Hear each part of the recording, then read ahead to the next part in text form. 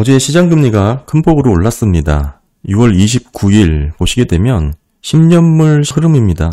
중간 추세선을 제가 예전에 보여드렸던 이 추세선이고요. 이 끝부분을 조금 확대를 했습니다. 보시게 되면 중간 추세선 정확하게 저항을 받고 재차 반등을 한 그런 상태죠. 지금 보시면 4.4% 부근까지 올라갔는데요. 다만 이게 하향 돌파를 할 수 있는 여건 자체가 말씀드렸다시피 디스인플레이션 추세가 유지가 되는지 그리고 고용시장 냉각이 부각되는지 여부에 따라서 이 중간 추세선을 하향 돌파할 것이다 라고 말씀을 드렸고, 어제는 시장금리가 이렇게 큰 폭에 오른 거에 대해서는 결국 펀더멘털의 영향이 아니다. 그동안 채권 시장에 짓누르고 있었던 채권 발행 물량 증가에 대한 우려 확대가 좀 컸다고 봅니다. 아무래도 트럼프의 악재 요인이라고 설명을 할 수밖에 없는데, 사실 어제 PC라든지 소비심리 관련해서는 매크로 데이터가 부진하게 나왔어요. 그런 상황에서도 이해가 안 될 정도로 시장의 움직임이 과하게 쏠렸는데, 보통 이렇게 쏠림이 있었을 때는 시간을 갖고 펀더멘털리 적용을 받게 되니까 이런 부분에 있어서 투자의 기회로 활용을 해야 된다고 생각을 하고요. 결국에는 트럼프 악재 요인이라고밖에 설명을 할 수가 없습니다. 한마디로 트럼프가 당선이 될 가능성이 높아지니까 이제 감세 정책이 확대가 될 우려가 커진 것이죠. 재정 적자 우려를 하게 된 것이고, 사실 이 재정 적자 우려는 지난 1, 2년 동안 채권 시장에 아주 지지부진하게 끌어오던 주제였기도 하죠. 채권 발행 물량이 늘어날 수밖에 없으니까 아무래도 높은 금리 오랫동안 유지할 수밖에 없다, 이런 얘기를 하는 건데요. 게다가 트럼프 같은 경우에는 무역 봉쇄 정책이 많잖아요.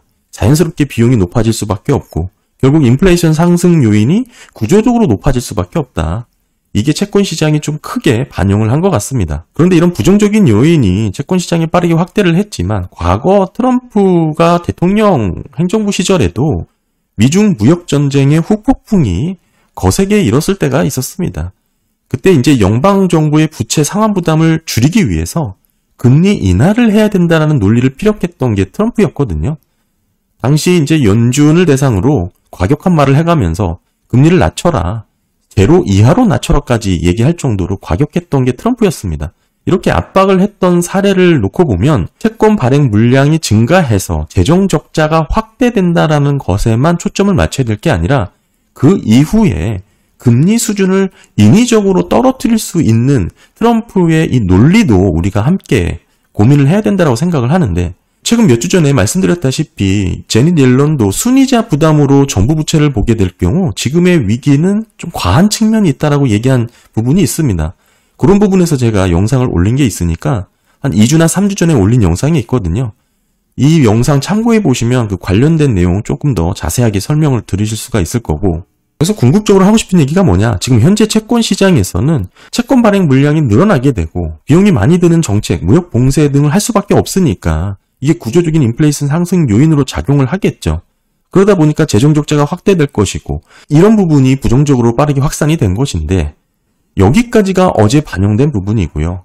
아직은 펀더멘털리 미국 경기가 그렇게 버틸 수 있는 상황이 보여지니까 이런 얘기가 이런 흔들릴 수 있는 범위로 작용을 한 것이지만, 사실 고용시장의 냉각 부분은 아직 충분히 반영이 되지 않은 부분이 있다.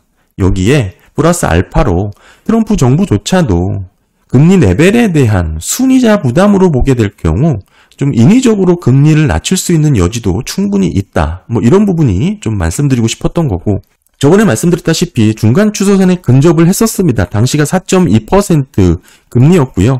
여기서 다만 지금 정체되는 모습을 보일 테고, 금리 하단을 뚫고 하향 돌파할 것이냐, 이 여부에 대해서 관심이 촉점됐지만, 초반에도 말씀드렸다시피 쭉 일직선으로 떨어질 수는 없겠죠. 이게 이제 재차 반등을 하면서 첫 번째 지지 4.4%까지는 재차 오를 가능성이 있었는데, 지금 현재 그런 모습이 나타났다라고 봐야 됩니다.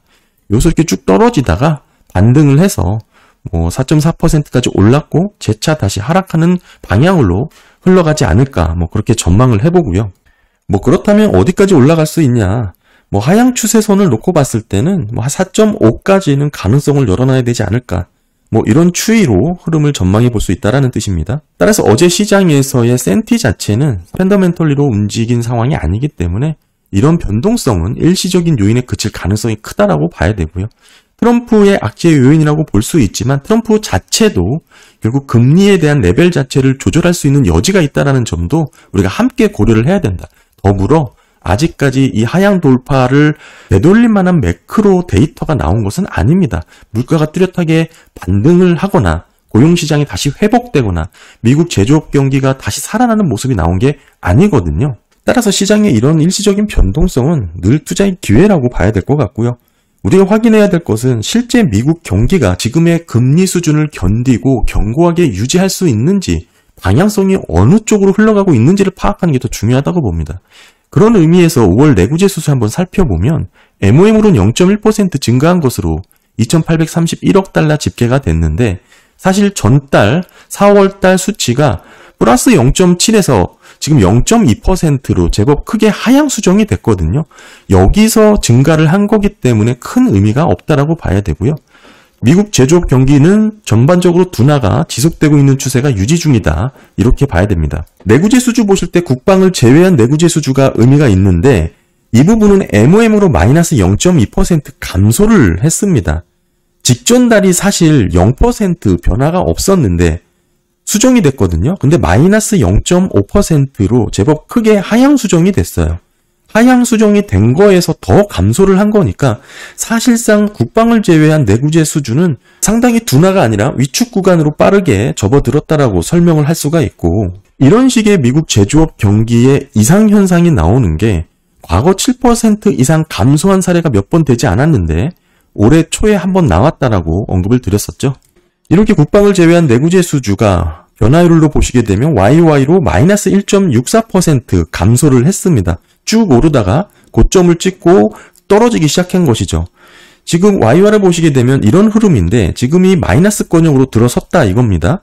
근데 중요한 것은 과거 사례 놓고 봤을 때 국방을 제외한 내구재 수주가 마이너스 권역으로 떨어졌을 때는 2015년도 초록색 화살표를 칠한 이 구간을 제외하고는 모두 경기 침체로 빠진 것이죠.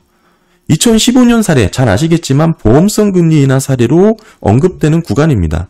그런데 이 구간 제가 늘 말씀드리지만 이때는 장단기 금리가 역전되지 않았던 상황이에요. 따라서 단순하게 국방을 제외한 내구재 수주가 봐라 2015년대는 마이너스 권역으로 떨어졌어도 경기 침체가 없었다. 이렇게 성공 사례로 꼽을 게 아니라 보시게 되면 이때는 장단기 금리가 역전되지 않았던 상황이라는 것을 더 유념해서 살펴봐야 되고요. 어느 정도 변동성을 갖고 있는 데이터이기 때문에 사실 내구재 수주의 흐름, 제조업 경기의 전망을 살펴보기 위함인데 그러기 위해서는 항공기 주문을 제외하고 살펴보는 게 필요합니다.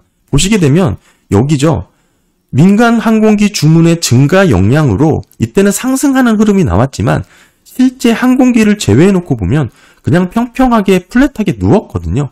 전반적인 제조업 경기의 확산이 아니었음에도 헤드라인 데이터는 제조업 경기가 살아나는 것으로 착각할 수 있는 데이터가 나왔던 겁니다. 민간 항공기 주문은 변동성이 크죠. 따라서 이 부분을 제외해놓고 살펴보면 제조업 경기를 조금 더 정확하게 살펴볼 수 있다.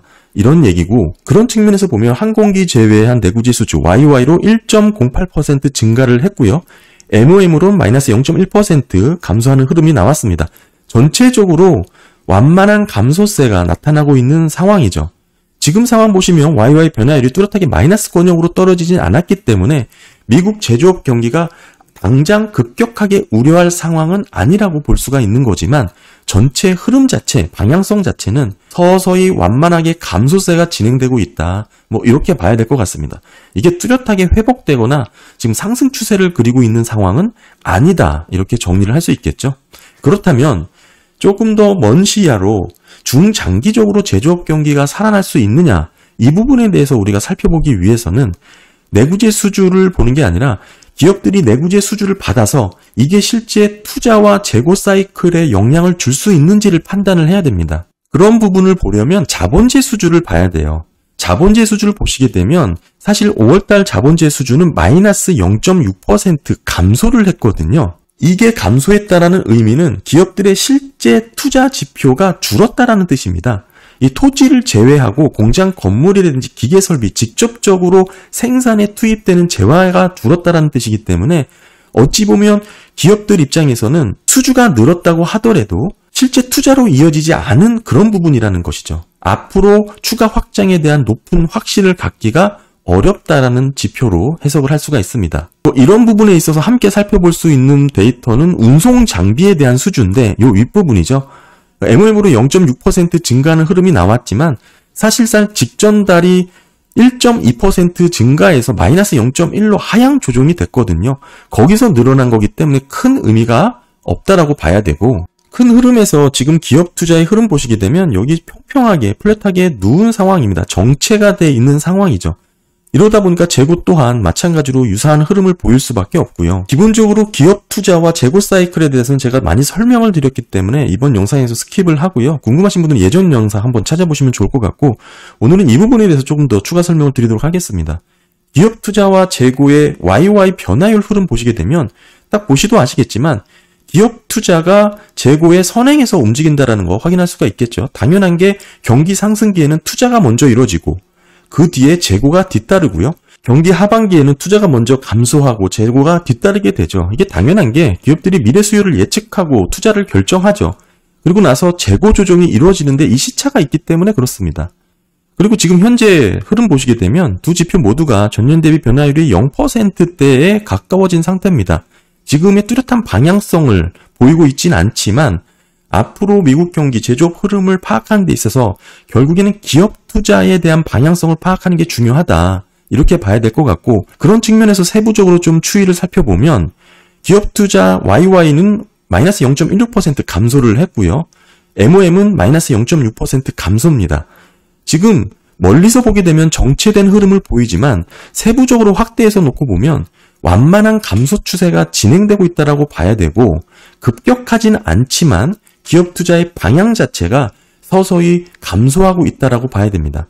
그럼에도 이렇게 급격하게 줄어들지 않은 이유에 대해서는 제약적인 고금리 상황에서 이렇게 견딜 수 있었던 이유 자체가 반도체 투자법이라든지 여러 가지 재정 지출 확대에 따른 효과가 지금 나타나고 있다, 이렇게 평가를 해야 될 것 같고, 특히 MOM 보시게 되면 변동성을 보이고 있지만 꾸준히 레벨 자체가 다운되고 있는 거 확인할 수가 있죠. 한마디로 완만하게 기업 투자는 줄어들고 있다. 기업 투자가 줄게 되면 아까 말씀드렸다시피 기업들은 중장기적으로 경기에 대한 확장에 대한 확신을 갖고 있지 않다라고 해석을 해야 되겠죠. 결국 기업 투자 동향을 살펴보면 재고 수준에 대해서 우리가 파악을 할 수 있고, 이 부분은 전반적인 경제 활동을 우리가 추정해 볼 수 있는 자료가 됩니다. 이 제조업 데이터는 매우 정확한 하드 데이터이기 때문에 경기 판단에 매우 유용합니다. 현재 재고의 변화를 놓고 보면 기업들의 투자 사이클은 바닥이고요. 이게 곧 실물 경기가 어떻게 흘러갈지 파악하는 거에 있어서는 너무나 분명하게 시그널로 보여주고 있는 거죠. 과잉 투자되고 재고가 늘어나고 조정이 일어나고 경기 하방 사이클로 진입하는 것은 과거 늘 반복됐던 사이클이고, 지금이 이 조정 구간에 있는 것이죠. 거의 바닥권에 붙어서 이제 침체 구간에 임박했다라고 볼 수밖에 없는 상황이고, 이런 상황에서 제조업 경기가 회복되지 않는다면 생산활동 위축이 이어지고 경기가 악화되는 흐름이 나타날 수밖에 없는 겁니다. 이런 상황에서 고금리에 대한 부담이 맞물리는 상황, 과거에는 매번 경기 침체 영역으로 이어졌다는 것을 확인할 수가 있고요. 따라서 어제의 채권 시장의 흐름에 대해서 그렇게 크게 우려하거나 그럴 부분은 아니라고 생각을 하고, 펀더멘털리 달라진 내용은 전혀 없었고요. 특별히 기존부터 만연하게 우려하던 그런 부분이 좀 불안 요인으로 확대가 되면서 급격하게 조정을 받았기 때문에 일정 부분 차익 실현하는 수요와 함께 이렇게 반등 구간이 나타났다, 이렇게 해석을 해야 될 것 같고, 추이 자체가 이런 식으로 진행이 될 가능성이 높다, 저는 그렇게 보고 있습니다. 네, 감사합니다.